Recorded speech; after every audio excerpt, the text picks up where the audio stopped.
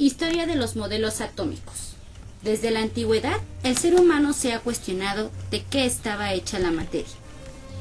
Unos 400 años antes de Cristo, el filósofo griego Demócrito consideró que la materia estaba constituida por pequeñísimas partículas que no podían ser divididas en otras más pequeñas. Por ello, llamó a estas partículas átomos, que en el griego quiere decir indivisible. Demócrito atribuyó a los átomos las cualidades de ser eternos, inmutables e indivisibles. Sin embargo, las ideas de Demócrito sobre la materia no fueron aceptadas por los filósofos de su época y hubieron de transcurrir cerca de 2200 años para que la idea de los átomos fuera tomada de nuevo en consideración. John Dalton. Su contribución más importante a la ciencia fue su teoría de la que la materia está compuesta por átomos de diferentes masas que se combinan en proporciones sencillas para formar compuestos. En 1808 se editó su obra Nuevo Sistema de Filosofía Química. Dalton llegó a su teoría atómica a través del estudio de las propiedades físicas del aire atmosférico y de otros gases.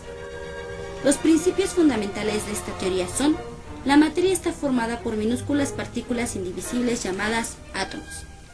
Hay distintas clases de átomos que se distinguen por su masa y sus propiedades. Todos los átomos de un elemento poseen las mismas propiedades químicas. Los átomos de elementos distintos tienen propiedades diferentes. Los compuestos se forman al combinarse los átomos de dos o más elementos en proporciones fijas y sencillas, de modo que en un compuesto, los átomos de cada tipo están en una relación de números enteros o fracciones sencillas. En las reacciones químicas, los átomos se intercambian de una a otra sustancia, pero ningún átomo de un elemento desaparece ni se transforma en un átomo de otro elemento. Joseph John Thomson estudió los rayos catódicos en el tubo de Crookes. Esta fue la primera evidencia de la existencia de partículas subatómicas y, por tanto, de que los átomos no eran indivisibles como lo postulaba la teoría atómica de Dalton. Se obtuvo de los estudios de la conductividad eléctrica de gases a bajas presiones. Los gases son aislantes para voltajes bajos, sin embargo, frente a voltajes elevados, se vuelven conductores. Cuando en un tubo de vidrio que contiene un gas se hace parcialmente el vacío y se aplica un voltaje de varios miles de voltios, fluye una corriente eléctrica a través de él, asociado a este flujo eléctrico. El gas encerrado en el tubo emite unos rayos de luz de colores, denominados rayos catódicos, que son desviados por la acción de los campos eléctricos y magnéticos. Mediante un estudio cuidadoso de esta desviación, Thomson demostró en 1897 que los rayos estaban formados por una corriente de partículas cargadas negativamente que llamó electrones.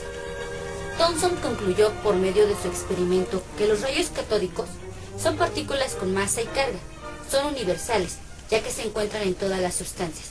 A estas partículas, Thomson les da el nombre de electrones. Esto, en 1904, lo llevaron a proponer un modelo de átomo que explicara dichos resultados experimentales. Se trata del modelo conocido informalmente como el pudín de ciruelas, según el cual los electrones eran como ciruelas negativas incrustadas en el pudín de materia positiva. Más tarde, los experimentos llevados a cabo en 1911 bajo la dirección de Ernest Rutherford modificaron las ideas existentes sobre la naturaleza del átomo. Rutherford y sus colaboradores bombardearon una fina lámina de oro con partículas alfa, núcleos de helio, procedentes de un elemento radiactivo. Observaban mediante una pantalla fluorescente en qué medida eran dispersadas las partículas. La mayoría de ellas atravesaba la lámina metálica sin cambiar de dirección. Sin embargo, unas pocas eran reflejadas hacia atrás con ángulos pequeños. Este era un resultado completamente inesperado, incompatible con el modelo de átomos macizos existentes. Mediante un análisis matemático de las fuerzas involucradas, Rutherford demostró que la dispersión era causada por un pequeño núcleo cargado positivamente, situado en el centro del átomo de oro. De esta forma, dedujo que la mayor parte del átomo es espacio vacío, lo que explicaba por qué la mayoría de las partículas que bombardeaban la lámina de oro pasaran a través de ella sin desviarse. Se concluyó que el átomo está formado por dos partes, núcleo y corteza. El núcleo es la parte central, de tamaño muy pequeño, donde se encuentra toda la carga positiva y prácticamente toda la masa del átomo. Esta carga positiva del núcleo, en la experiencia de la lámina de oro, es la responsable de la desviación de las partículas alfa, también con carga positiva. La corteza es casi un espacio vacío, inmenso en relación con las dimensiones del núcleo. Esto explica que la mayor parte de las partículas alfa atraviesan la lámina de oro sin desviarse. Aquí se encuentran los electrones con masa muy pequeña y carga negativa. Como en el diminuto sistema solar, los electrones giran alrededor del núcleo, igual que los planetas alrededor del Sol. Los electrones están ligados al núcleo por la atracción eléctrica entre cargas de signo contrario. Niels Bohr. En el siglo XVII, Isaac Newton demostró que la luz blanca visible procedente del Sol puede descomponerse en sus diferentes colores mediante un prisma. El espectro que se obtiene es continuo, contiene todas las longitudes de onda desde el rojo al violeta, es decir, entre unos 400 y 700 nanómetros. Bohr se basó en el átomo de hidrógeno para realizar el modelo que lleva su nombre. Intentaba realizar un modelo atómico capaz de explicar la estabilidad de la materia y los espectros de emisión y absorción discretos que se observan en los gases. La luz emitida por un gas incandescente no es blanca sino coloreada, y el espectro que se obtiene al hacerla pasar a través de un prisma es bastante diferente. Es un espectro discontinuo que consta de líneas o rayas emitidas a longitudes de onda específicas. Cada elemento, es decir, cada tipo de átomos, posee un espectro característico que puede utilizarse para identificarlos. Cuando los átomos de gas de hidrógeno absorben energía por medio de una descarga de alto voltaje, emiten radiaciones que dan lugar a 5 líneas en la región visible del espectro. El modelo atómico de Rutherford no podía explicar estas emisiones discretas de radiación por los átomos. En 1913, Bohr publicó una explicación teórica para el espectro de átomos de hidrógeno. Bohr supuso que el átomo solo puede tener ciertos niveles de energía definidos. Establece así que los electrones solo pueden girar en ciertas órbitas de radio determinados. Estas órbitas son estacionarias. En ellas el electrón no emite energía. La energía cinética del electrón equilibra exactamente la atracción electrostática entre las cargas opuestas de núcleo y electrón. El electrón solo puede tomar así los valores de energía correspondientes a esas órbitas. Los saltos de los electrones, desde niveles de mayor energía a otros de menor energía o viceversa, suponen respectivamente una emisión o una absorción de energía electromagnética, fotones de luz. Cada órbita puede entonces identificarse mediante un número entero n que toma valores desde 1 en adelante. Este número n recibe el nombre de número cuántico principal. A cada nivel se le asigna un número entero o bien una letra para nombrarlo.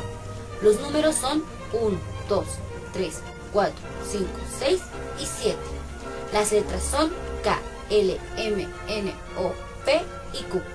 Número y letra se corresponden. 1 y K para el primer orbital, el más cercano al orbital. 2 y L para el segundo. Y así sucesivamente. 7 y Q para el último, el más alejado del núcleo atómico. Cada nivel tiene un número máximo de electrones y este se determina con la expresión 2n elevado al cuadrado. En este modelo los electrones giran en órbitas circulares alrededor del núcleo, ocupando la órbita de menor energía posible o la órbita más cercana posible al núcleo. Sin embargo, el modelo atómico de Bohr también tuvo que ser abandonado al no poder explicar los espectros de átomos más complejos. La idea de que los electrones se mueven alrededor del núcleo en órbitas definidas tuvo que ser desechada, ya que no explicaba el espectro de estructura fina que podría ser explicado algunos años más tarde gracias al modelo atómico de Sommerfeld. Es un modelo atómico que básicamente es una generalización relativista del modelo atómico de Bohr. En 1916, Sommerfeld, con la ayuda de la relatividad de Albert Einstein, hizo las siguientes modificaciones al modelo de Bohr. 1. Los electrones se mueven alrededor del núcleo en órbitas circulares o elípticas. 2. A partir del segundo nivel energético existen 2 o más subniveles en el mismo nivel. 3. El electrón es una corriente eléctrica minúscula. Las nuevas ideas sobre el átomo están basadas en la mecánica cuántica que el propio Bohr contribuyó a desarrollar.